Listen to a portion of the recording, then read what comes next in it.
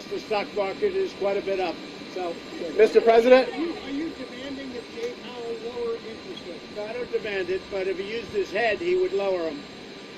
In Germany, they have a zero interest rate, and we do compete, much stronger than Germany, but we do compete with Germany.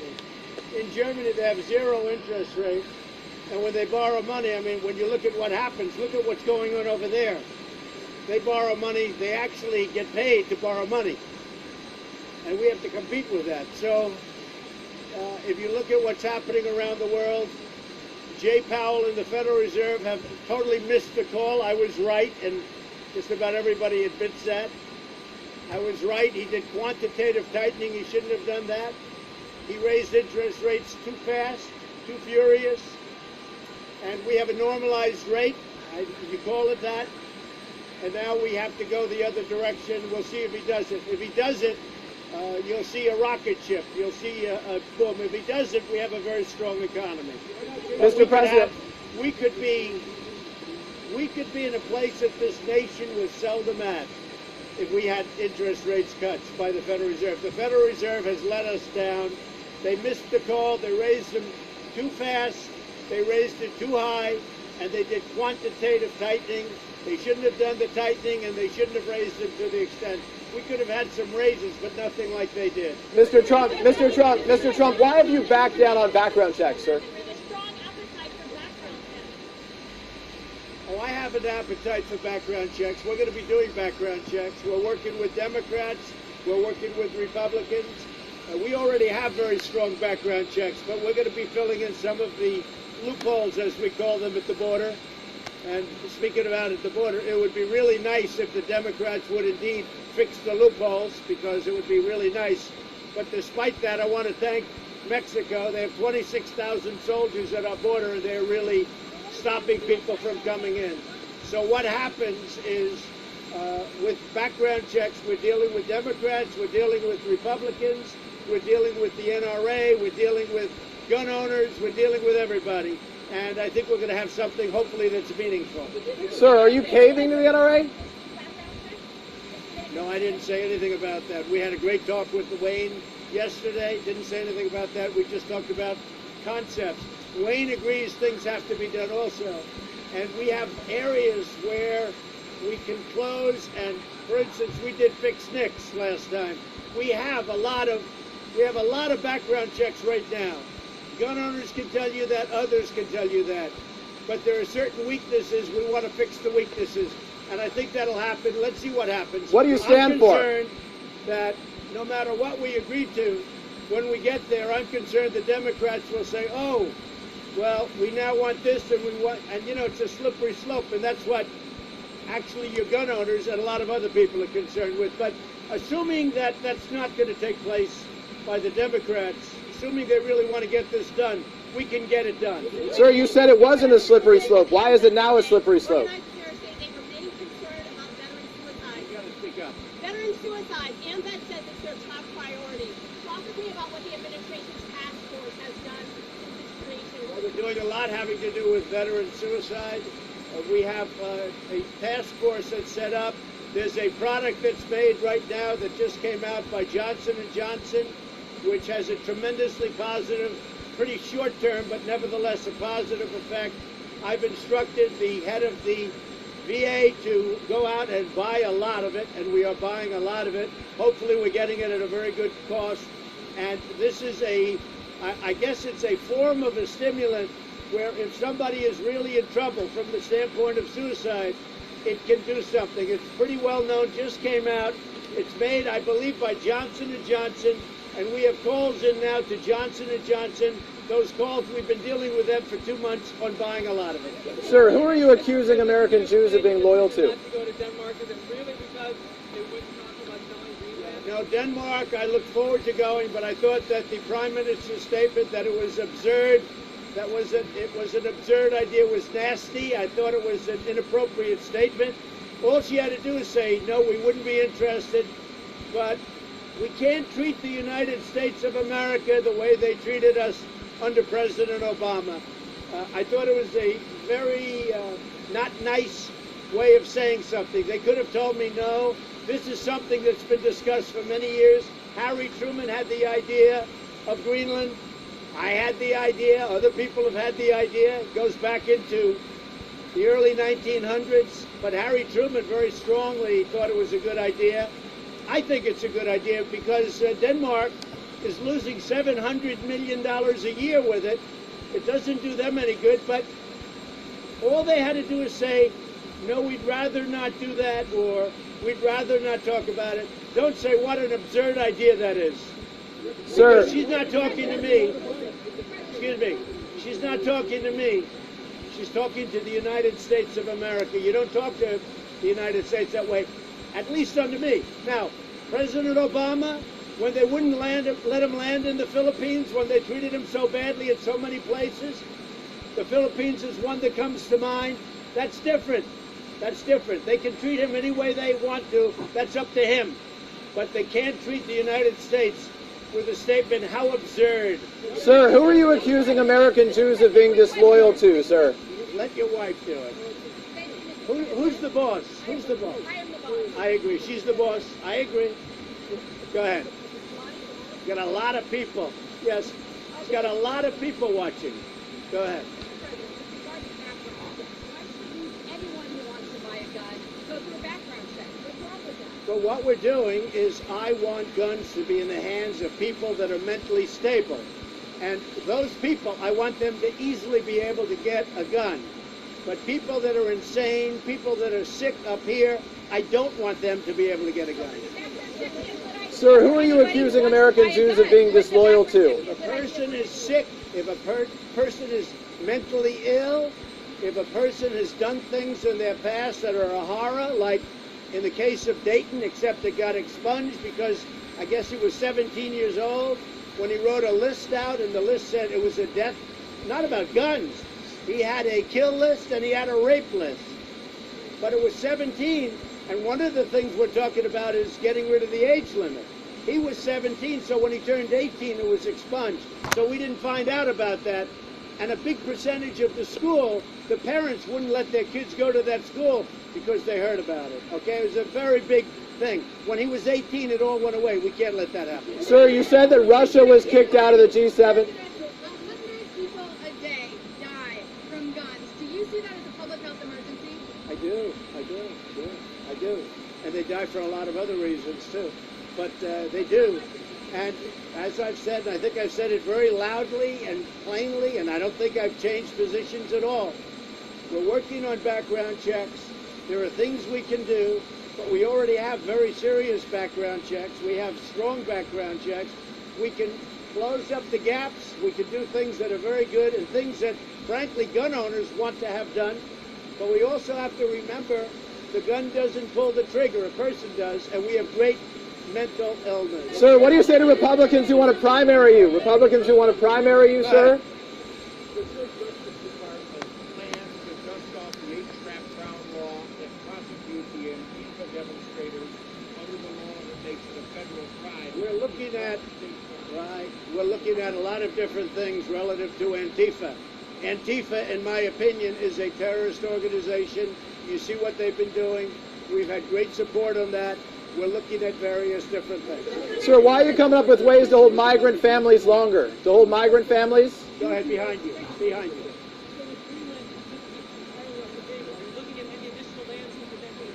No, we're just looking. Greenland was just an idea, just a thought.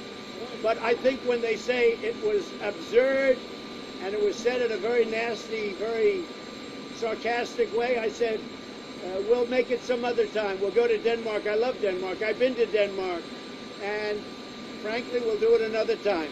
Sir, who are you accusing American Jews of being disloyal to? Respect has to be shown to the United States. Go ahead. Yesterday you said that Jews, American Jews who vote for Democrats are disloyal. To whom are they being disloyal, sir? And if that's an anti-Semitic approach. So I have been responsible for a lot of great things for Israel. One of them was moving the embassy to Jerusalem, making Jerusalem the capital of Israel. One of them was the Golan Heights. One of them, frankly, is Iran. Iran is a very far weakened nation right now, much different. Hopefully something works out. We'll see if it happens, it happens. Wait a minute. Wait. No president has ever done anywhere close to what I've done between Golan Heights, Jerusalem, Iran, and other things. Excuse me, wait a minute. No president has done what I've done. We have a group, I call it AOC plus 3. You could call the person Representative Tlaib, you could say Representative Omar, you could go any way you want to go. They are anti-Semites, they are against Israel. She had a plan to greatly embarrass Israel by going there with the fact that she wanted to see her grandmother. I assume that's true, I hope that's true. But it was very bad, very bad. The things that she and others of that group and other Democrats have said. And they have become the face of the Democratic Party. And I will tell you this, in my opinion, the Democrats have gone very far away from Israel. I cannot understand how they can do that. They don't want to fund Israel. They want to take away foreign aid to Israel. They want to do a lot of bad things to Israel. In my opinion, you vote for a Democrat, you're being very disloyal to Jewish people, and you're being very disloyal to Israel. And only weak people would say anything other than that. But sir, they're Americans first, no? I haven't heard anybody say that, just the opposite. I think that if you vote for a Democrat, We'll read the statements. you're very, very disloyal to Israel and to the Jewish people. Sir, what do you say to the Republicans who want to primary you? Well, I'm at 94% now in the Republican Party, the highest in history, the highest of any Republican. So I think they'd have a hard time. You said Russia, sir, you said Russia was kicked out of the G8 because they outsmarted, you said Russia was kicked out of the G8 because they outsmarted Obama. In fact, it was because they annexed Crimea. You know that, they're still there. Why would you let them back in? They're still there, why let them back in? Russia outsmarted President Obama. They took over during his term, not during mine, Crimea. They're still there, why let them in now? They took over Crimea. If you'd stop being an organ of the Democrats, I mean, you know, you'd let me answer the question. Listening. I'll answer it very easily. It's Please, a very sir. simple question. The fact is, President Putin totally outsmarted President Obama on Crimea and other things, including the red line in the sand, all right? He outsmarted, he made a living on outsmarting President Obama. And frankly, because of it, Obama was upset, and he got Obama out of what was the G8 into the G7. It's come up. Should we put Russia back in? We spend a lot of time talking about Russia at those meetings, and they're not there. I think it would be a good thing if Russia were there, so we can speak directly, not have to speak all the, by telephone and other things. So, here's the thing. It's a vote of what's now the G7. They were taken out because Putin outsmarted on Crimea, on the red line, on other things. Totally outsmarted Obama. Obama was upset. They took him out. I think Russia should be a part of it because we're looking for world peace and other things, trade and other things. And it would be a lot easier to have Russia in where they had always been. But they're still there, sir. But sir, they're still there. So why let them in if they're still there?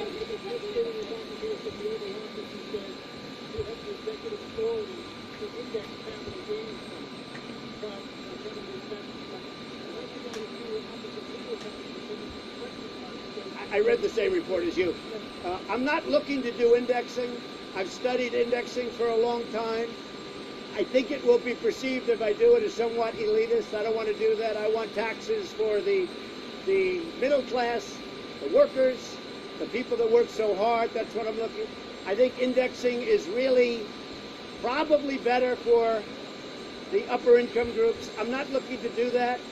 But if I wanted to do it, I believe I could, but I'd need a letter from the Attorney General. Sir, why are you coming up with ways to hold migrant families longer?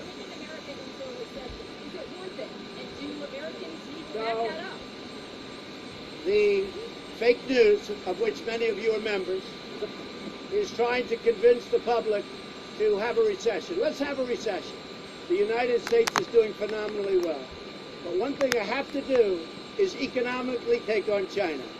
Because China has been ripping us off for many years. President Clinton, President Bush, and President Obama and others should have done this long before me. My life would be much easier although I enjoy doing it. But my life would be much easier if I just said, let China continue to rip off the United States, all right? It'd be much easier, but I can't do that. We are winning against China. They've lost 2.5 million jobs in a very short period of time. They want to make a deal. It's got to be a deal that's good for the United States. Where they want to make a deal, probably we will make a deal, but if I didn't do that, and I'm not doing it, somebody said it's Trump's trade war. This isn't my trade war. This is a trade war that should have taken place a long time ago by a lot of other presidents. Over the last 5 or 6 years, China's made $500 billion. 500 billion. Ripped it out of the United States.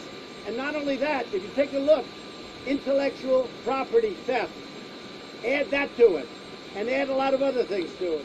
So somebody had to do it. I am the chosen one. Somebody had to do it. So I'm taking on China. I'm taking on China on trade. And you know what? We're winning. Because we're the piggy bank. We're the one that all these countries, including the European Union, wants to rob and takes advantage of. European Union, $200 billion. China, more than $500 billion. Sorry. Sir, I was put here, do you believe you're the second coming of God? I was put here by people to do a great job, and that's what I'm doing. And nobody's done a job like I've done. Now, would China rather wait for a little more than a year and try and get sleepy Joe Biden to negotiate with instead of President Trump? Maybe, but I don't think so. You know why? They're losing too many jobs too fast. They had the worst year in 27 years, but I think it was actually 52 or 54 years. It's the worst year they've had in a half a century. And that's because of me. And I'm not proud of that, but you know what? They want to negotiate. And Sleepy Joe doesn't have a clue. Sleepy Joe said, oh, China's wonderful. Well, China is wonderful for China, but I'm wonderful for the USA. Sir, do you believe you're the second coming of God? Sir, do you believe you're the second coming of God?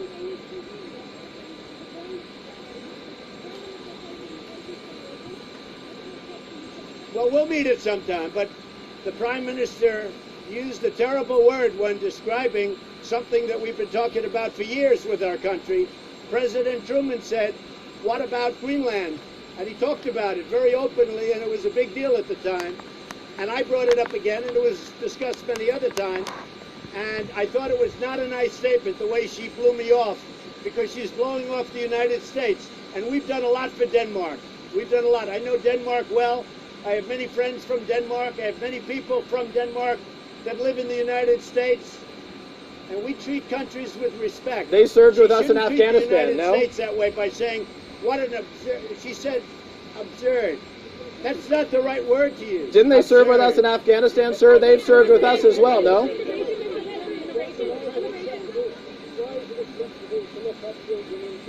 Louder.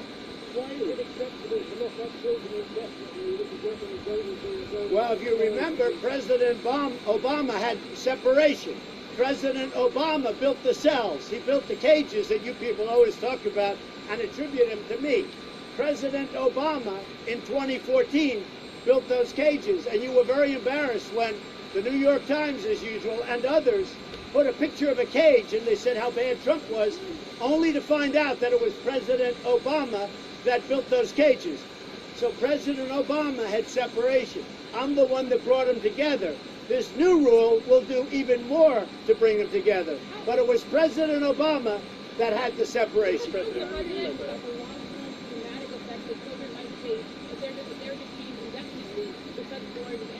Well, we're being very strong on the border. You see the numbers are way, way down. I want to thank Mexico for that. The United States could make your question, could make that problem go away very easily if the Democrats would meet and we could fix the loopholes and asylum, which is what you're talking about to an extent. But let me just tell you, very much I have the children on my mind. It bothers me very greatly. People make this horrible 2,000-mile journey. One of the things that will happen when they realize the borders are closing, the wall is being built. We're building tremendous numbers of miles of wall right now in different locations. It all comes together like a beautiful puzzle. But one of the things that's happening when they see you can't get into the United States, or when they see if they do get in the United States, they will be brought back to their country. It won't matter if they get in or not, because we're doing that. They won't come, and many people will be saved, and many women's lives will not be destroyed and ruined. Sir, Joe Biden, Joe Biden, sir, you like to attack Joe Biden's gaffes? I'm not looking at a tax cut now. We don't need it. We have a strong economy. Certainly a payroll tax cut. President Obama did that in order to artificially jack up the economy. President Obama had zero interest rates. I don't have zero interest. I have real interest rates, and despite that, I have a strong economy. President Obama did 2 payroll tax cuts, and despite that, I have a much stronger economy. And if you look at my numbers from November 9th, you look at them, November 9th to present, the stock market is up over 50%. Sir, Joe Biden's gaffes. You like to attack Joe Biden for his gaffes, but This guy is the most biased reporter, NBC. You know, I made a lot of money for NBC with The Apprentice, and I used to like them, but they are the most biased. Peter is such a bias. Let me ask you about Joe Biden's gaffes. You should be able to ask a question, same question, in a better way. I'll ask a question. You are so obviously biased, and that's why the public has no confidence in the media. Sir, I just said Joe Biden's gaffes. I'll ask my question. Joe Biden doesn't. Let me just say. Let me just tell you you said that the mass shooting happened in Dayton. You said that the mass shooting happened in Toledo when it happened in Dayton. So is that fair game? Joe Biden doesn't have. Is that fair game, sir, for you? What did you think about the leaked tape of the New York Times planning for a racist narrative? Well, I think the New York Times now has totally lost credibility. They've given up on the Russian collusion delusion, and now what they're doing is they're trying the racist deal, and that's not going to work because I am the least racist person ever to serve in office, okay? I am the least racist person. But the New York Times, they're trying everything they can. It is a totally dishonest newspaper. It's a paper that really has lost tremendous credibility. And let me tell you, in 6 years, or maybe 10 or maybe 14, right? In 6 years, when I'm not here, the New York Times goes out of business very quickly. And you know who else goes out? Like NBC News. NBC News has less credibility, in my opinion, with guys like you than CNN. I think CNN has more credibility than NBC.